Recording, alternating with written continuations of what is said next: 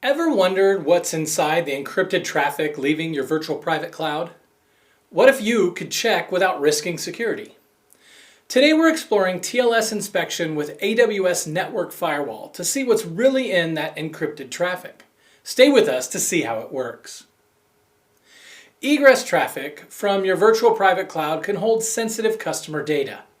To safeguard this information, many organizations want to inspect outbound encrypted traffic for malware, data exfiltration, or compliance violations before it leaves the secure perimeter. With AWS Network Firewall, you can now decrypt, inspect, and re-encrypt TLS egress traffic exiting your VPCs to the internet. As a managed service, Network Firewall handles the cryptographic overhead so you can focus on defining inspection policies rather than managing keys.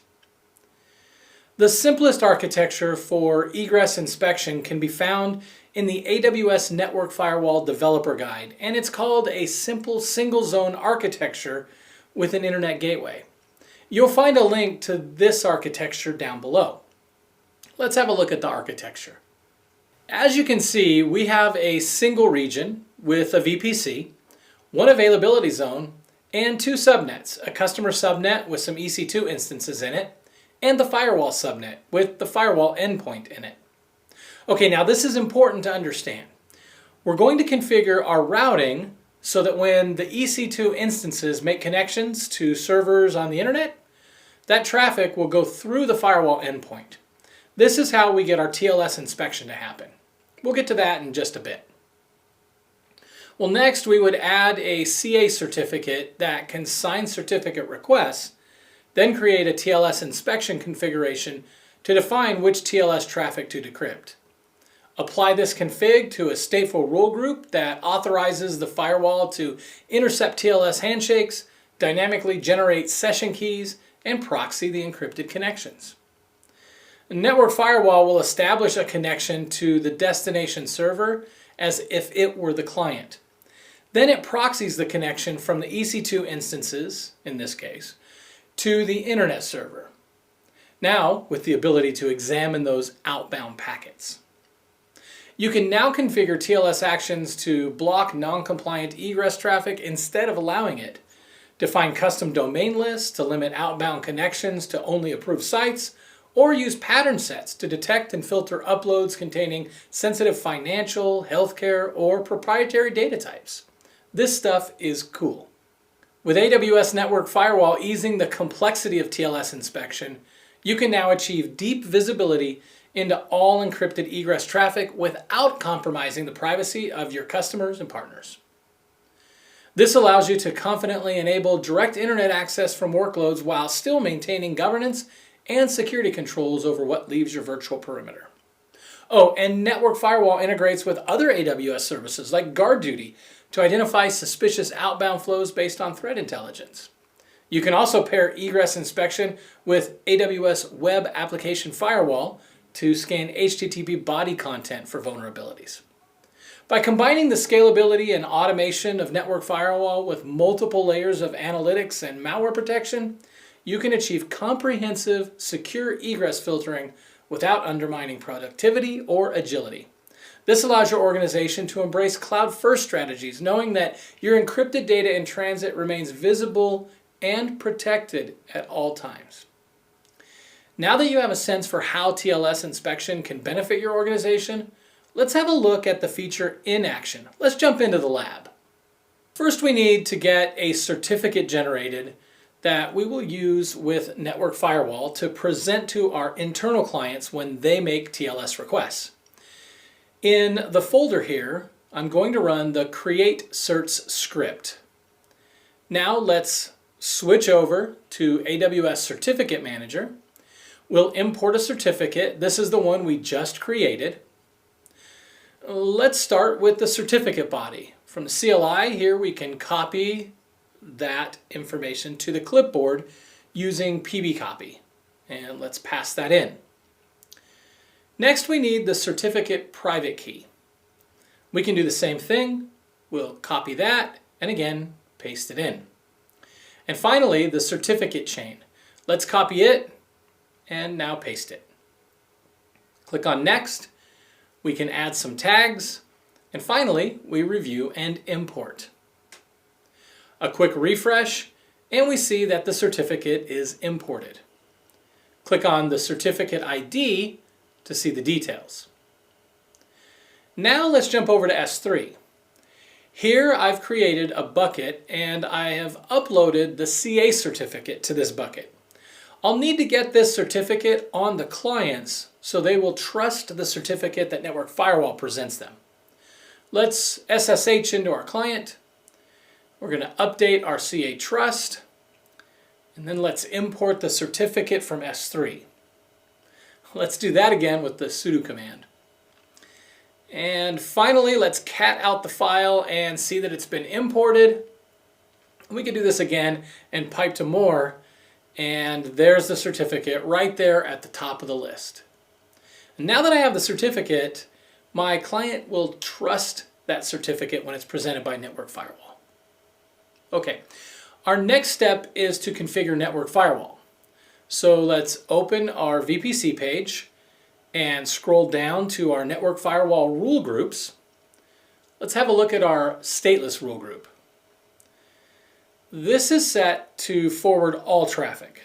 So nothing to see here really. All traffic will just get forwarded to the stateful rule group. Now, over here in the stateful rule group, we can see that we're allowing HTTP traffic. We're going to create our own new stateful rule group that we'll use in our TLS inspection configuration. So let's click Create Rule Group. Now our format is going to be Suricata compatible rule string. We'll leave everything else to the defaults. On the next page, we give it a name and we add in a description. Enter a rule capacity. I don't expect to have a lot of rules in this demo, so let's just say 10 and click Next. Now on this page, we can set up rule variables, which we're not going to do.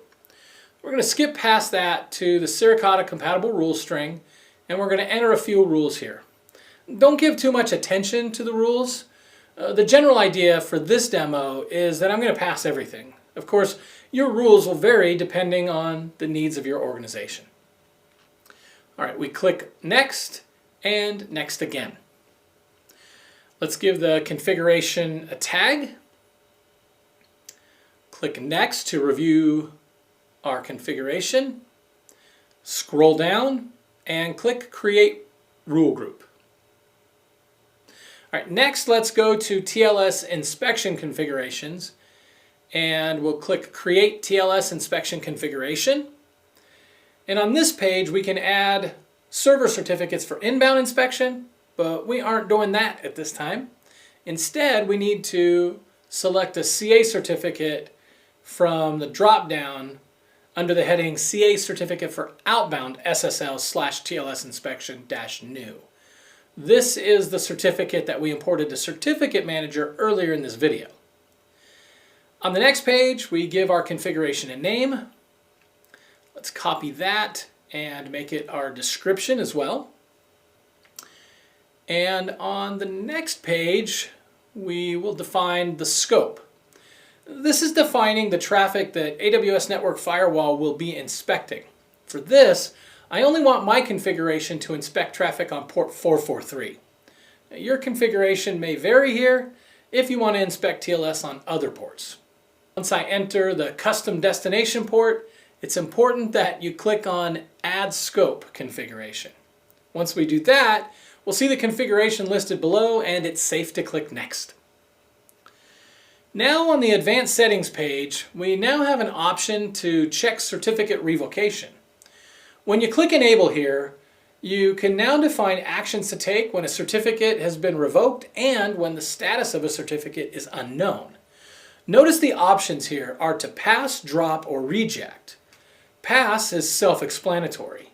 Drop means the connection will be dropped silently, whereas reject sends a TCP reject message or a reset message. Here I set the action to drop the connection if the certificate's revoked, and if the status is unknown, let's just pass it for now. We can click Next, and on the next page we add tags. We click Next, review what we've done, and click Create TLS Inspection Configuration. Now we need to create a new policy to apply our TLS configuration to. Let's navigate to Firewall Policies and click Create Firewall Policy. Let's give it a name and a description. We can leave the stream exception policy at the default value and click Next. We need to add a stateless rule group. We can add the one that we already had created. Remember, this is just the one that allows traffic and just forwards it to the stateful rule engine. We can see this is the default action. And now add our stateful rule group. Select the TLS inspection rule group we created together and click Next. On the Advanced Settings page, we click Next again. And now we need to add the TLS inspection configuration. We can select it from the drop-down, click Next, and add some tags. Now we review and click Create Firewall Policy. Now to bring this all together and apply it, we need to navigate to Firewalls. We're going to click on our firewall. We'll scroll down to the firewall policy and change this demo policy to the new one we created with TLS inspection. Before we make the change, let's go to our test machine and open a browser. I'll navigate to ssl.com and have a look at the certificate. Note the issuer of the certificate is ssl.com. Now let's go back and change the policy. Click Edit, select the new policy from the drop-down, and save changes. Let's go back to our test machine. Looks like our browser's closed. Let's open it back up and navigate to ssl.com. Again, let's look at the certificate. We see it's valid, and we also see it's been issued by our custom intermediate CA. This tells us that Network Firewall is now inspecting our TLS requests on port 443 as expected. Now we can also open a terminal. Let's make it a little bigger and use the curl command to get ssl.com again. Notice I'm using the switch-ikv. The I option instructs the curl command to include the HTTP response headers in the output. The K flag tells it to ignore SSL certificate verification, and the V enables verbose mode. And again, find the issuer, and this is the same as what we saw in the browser. Now let's curl a URL that has a revoked certificate. Notice that the connection is closed, and this is because we have the action set to drop. And remember, this is a silent drop. Let's go back and change the configuration to reject. For this, we go to our TLS inspection configuration, go to certificate revocation status and click Edit, and change the dropped action to reset. Let's save this and go back to our test machine. Right, let's run the command again. And notice the message we now see is that the connection was reset by peer.